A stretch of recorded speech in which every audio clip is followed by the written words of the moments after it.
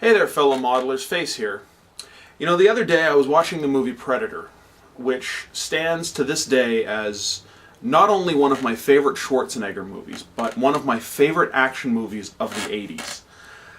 I mean, what's not to love? It's got buff dudes with big guns, lots of explosions, thousands and thousands of rounds being fired, and a freaking alien. It's the perfect 80s action flick. Not to mention, it includes some of the best one-liners ever committed to celluloid. Yeah. Stick around. If it bleeds, we can kill it. The best part about the one-liners is that Arnold even lets his supporting cast get in on some of the action. You're hit. You're bleeding, man. I ain't got time to bleed. Oh. Okay. You got time to duck?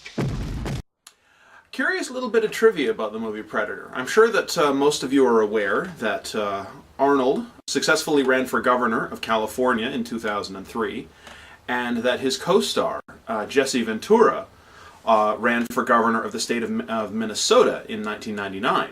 What you may not know, however, is that a third member of the cast, an actor by the name of Sonny Landham, ran unsuccessfully for governor of the state of Kentucky in 2003. I mean, it's kind of amazing. There's only like 8 guys in the entire movie, and 3 of them would later run for governor of one state or another, 2 of them successfully. Kind of makes you wonder who's next. Now, you may be wondering just where I'm going with this. Well, if you've seen the movie, you might recognize the line being referenced on my shirt. It's my favorite line from the movie, and arguably one of the most memorable and iconic one-liners from the 80s. Run! Go! Get to the chopper! That line inspired me to tackle the one helicopter I have in my stash, Academy's 1/48th scale MH-53E Sea Dragon. The H-53 series of helicopters are among the largest in the world, and variants are currently in use by almost every branch of the U.S. military. The MH-53E in particular is currently in use by the U.S. Navy in its primary role as a airborne mine countermeasures, but is also frequently used as a combat transport, which is capable of carrying up to 55 troops. The box top has this very dramatic painting featuring an MH-53 in combat transport configuration in the Middle East, while what appears to be an AH-1 Cobra gunship provides air cover in the background. The kit itself is a retooling of Academy's earlier CH-53E, originally issued in 2006. The instruction book is 24 pages of densely packed assembly instructions. Assembly starts with the rotor hub, which can be built with rotors stowed or extended, then moves on to the interior, which has optional passenger bench seating, or the minesweeping sled winch parts. The cockpit is pretty nicely detailed from the looks of it, with nicely molded seats and controls. The kit includes 2 complete decal sheets. The first sheet has the stencils and markings for 3 different aircraft, 1 as a combat transport and 2 as minesweepers. The second set has what appeared to represent non-skid surfaces for the walkways. The first runner of parts includes the fuselage halves, the horizontal stabilizer, what appears to be the ceiling for the cabin interior, and a few railings and other odds and ends. This runner is freaking huge, coming in at about 18 inches long by 11 inches wide. The main fuselage section alone is 14 inches long.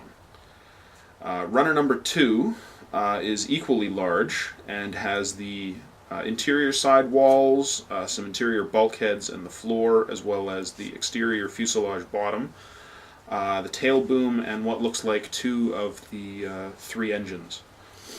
The interior sidewalls are worth noting, as they are molded in a sort of quilted fabric texture and have a very naturalistic flowing pattern to them.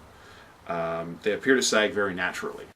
Next up, we have some of the other engine parts. The distinctive intake filters, the engine exhausts, some control panel parts, the in-flight refueling boom, the tail rotor hub, some other odds and ends.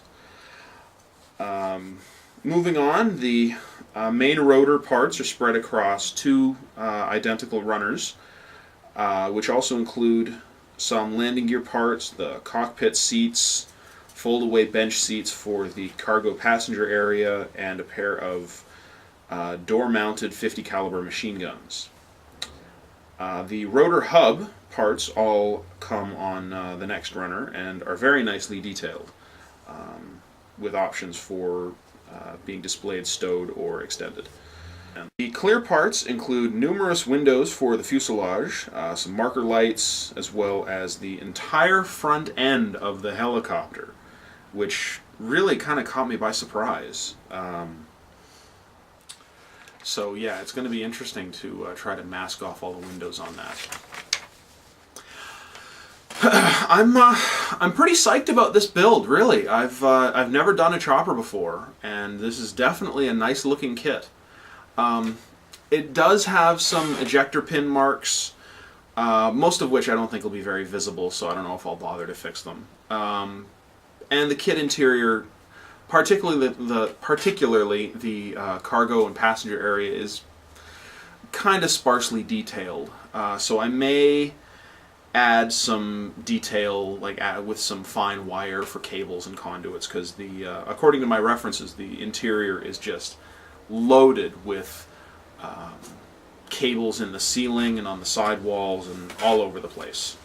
I intend to do mine as a combat transport with extended tail boom and rotors, with the boarding ramp deployed, so as to view as much of the interior as possible. So yeah, should be fun. So thanks everyone for watching, and